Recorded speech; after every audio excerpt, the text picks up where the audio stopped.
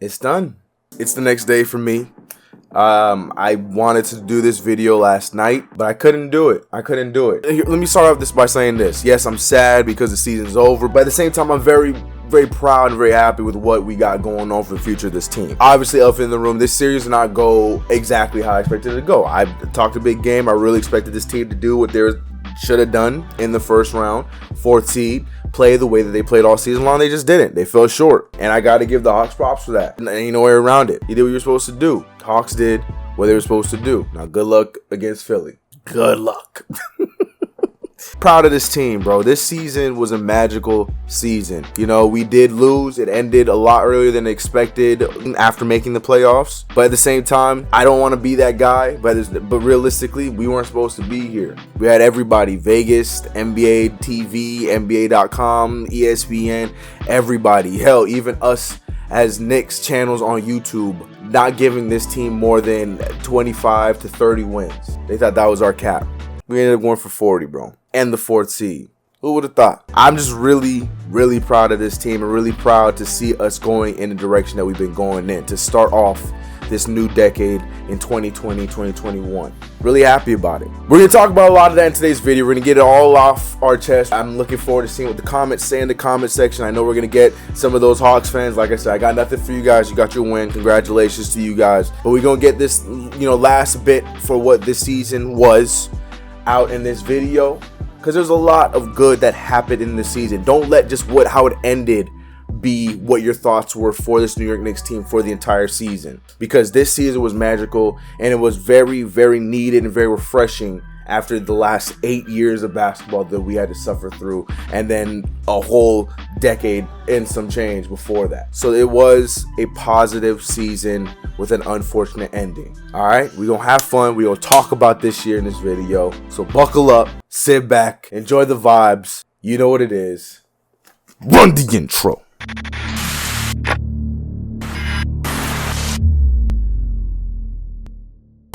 What's going on, CK Coach Boy CK2K? Welcome back to another video. If you haven't already, make sure you subscribe to the channel, hit the notification bell. Do not forget to like this video. People, don't forget to go and join the Twitch channel. Link is in the description below, and get your merch. Link is also in the description below. We got some dope merch on the merch channel. Go get your merch. Yeah, man, rough ending to what was a magical season for our New York Knicks. Where do we begin? I want to get it out of the way. The series against the Atlanta Hawks, it just unfortunately did not go the way that we all expected. I, for one, was very confident going into this series. Not saying that this should have been a cakewalk. I exuded my confidence. I'll give you that. I said that I was confident about this series. But at the same time, we all knew that this was not going to be a cakewalk, because the Nate McMillan Hawks were not the Lloyd Pierce Hawks. And we saw that in this series. They were the aggressor the entire series long.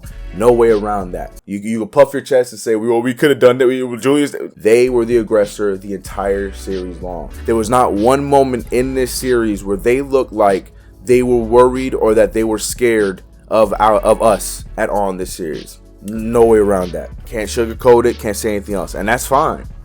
That's where we have to grow. Trae Young, as much as we all hated him, he went out there and did the damn thing in his first ever playoff series. I'm sorry, it's a tough truth, but it is what it is. Trae Young played tremendously, and the others showed up when they were supposed to show up. John Collins wasn't there the entire series, but when it was time, he didn't pick up later on. Kevin Huerter was great for them off the bench. DeAndre Hunter, who was in the same draft with RJ Barrett, he had himself a nice series after missing a tremendous amount of games this season. They did what they were supposed to do. Stole one in the Garden, win their home games, and steal the last remaining game to move on to the next round to get prepared for Philadelphia in the Garden. They did what they're supposed to do. So my hat's off to the Atlanta Hawks. Still can't stand Does Bunny Trae Young and the way he plays the game sometimes. But at the same time, all due respect, they did what they're supposed to do. Shout out to the Hawks. As for the Knicks, as good of a season we had, we saw the holes that we have to fill. Pause. This team reached its course. And that's saying a lot for a team that was under the lowest payroll and was pretty much identical to the year before, barring a few small changes. This is pretty much the same team that we saw David Fizdale roll out with last year. It's the same team, but we did more. We overachieved, and we saw people take this next step in their careers from RJ Barrett to Julius Randle. And unfortunately, in their first playoffs, they didn't go quite the same as Trae Young. But that's all right. That's all right. Because you know what? Players and teams have to go through moments like this. Some players and teams have to go through moments like this. You know, he was able to do in his first playoff series. Who knows what happens against Philadelphia? Not all players have that kind of success to begin with. It just doesn't go that way. I'm not going to sit here and name players and compare. That's just not what it is. But a lot of players are going to have to go through what RJ Barrett and Julius Randle went through in their first playoff series. I feel like RJ Barrett, the big points of his game that need to be improved were seen in the playoffs. But he was able to pick it up in Game 4 and Game 5. But you can definitely see he needs to work on making those shots that are his bread and butter, and that's around the rim. We definitely need to see him have more comfortable shots off the dribble in the mid-range. We have to see those things, and we will. 20 years old, that's what you work on. You pinpoint those things, he's going to work on them. Julius Randle has to get out of his head. At 26 years old, you're an all-star. There's a lot of things that you need to understand now with the team being on your shoulders. Who knows if this next season is still going to be your team? Most likely probably will, because I don't expect us to make any too many big changes. We'll talk about that later on the video. But this is your first year. You're an all-star, most improved player, best stat line of your career. Now you have to understand what to do with that. And we saw the difference between regular season Julius Randle and how he tried to handle that and tried to force the issue too much in the playoffs, and it just did not go in his favor. Everyone learns differently, man. We saw that we had Derrick Rose playing playing the role that he just isn't anymore. Derrick Rose was tremendous for us. We saw 4 tremendous and nostalgic games out of Derrick Rose. But at the end of the day, Derrick Rose was not meant to come to this team and play 35 minutes. He was definitely the best option starting. I will never second guess that decision from Tom Thibodeau to start him. But at the same time, he could not go out there and play 30 to 35 minutes again. He had to have somebody to relieve him off the bench. And unfortunately, in the playoffs, trust can only go so far, especially with a coach like Tom Thibodeau, who is known to play the shorter rotations and lean on his veterans for the most part. But he also had to understand that this was not the same team as teams you've had in the past. Derrick Rose only had so much gas in him. But the bright spots that were in this series were our rookies who showed up. Emmanuel Quickley and Obi Toppin, especially Obi Toppin looking like the player that we drafted. Again, I told you guys not to be too worried about Obi Toppin, but there was worry. People want instant success, and Obi Toppin had a rough up and down season, but for the most part, he did what he was supposed to do in this. He almost looked better than Julius Randle in some situations. I'm going to be real with y'all. There's things to point out. There's things to be excited about. And there's things that we will learn from. I'm not going to go down the list and point at everybody. Nerlens Noel had a rough series, battling injuries as well as just being outworked. Taj Gibson played great. Alec Burks was up and down. Reggie Bullock up and down. We can go down the entire thing. The main thing that we learned from this playoff series where we know what we need to improve on, and we are a bit further away than we truly expected. This 4th seed season was magical, but we have more work to do, which leads me to my next point.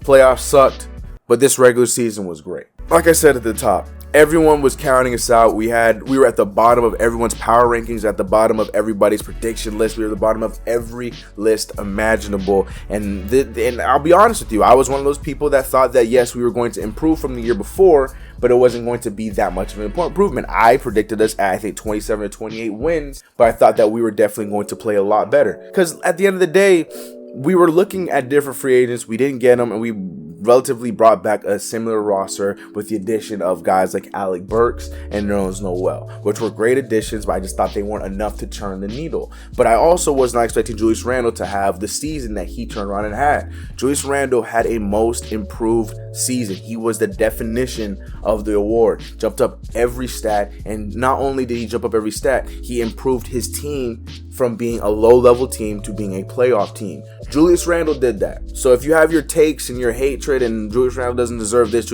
remember why we were in the playoffs in the first place. A lot of that had to do with that same Julius Randle that you're pointing your finger at.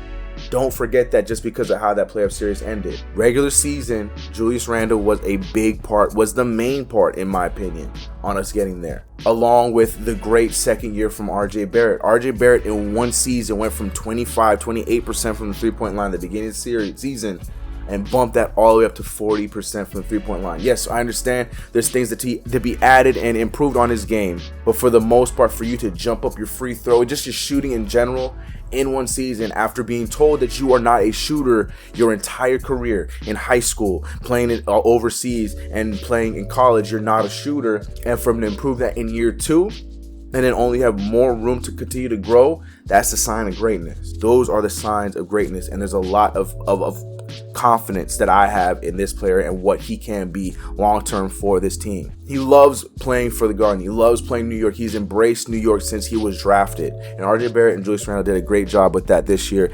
especially defying the odds and giving the New York Knicks hope, giving us Knicks fans hope again. And it was great to see, man. It was great to see. We got to give Tom Thibodeau his props. I understand people are feeling one way, but reality of the situation is we're not here without the tutelage of Tom Thibodeau and the things I just mentioned with RJ Barrett, Julius Randle, and what everyone else did on this team. Everyone played like this was a championship team, and they did not hear anything that was going on outside. Our rookies played tremendously. We had Emmanuel Quickly, who was our 25th overall pick, even though we didn't draft him. We traded and got him.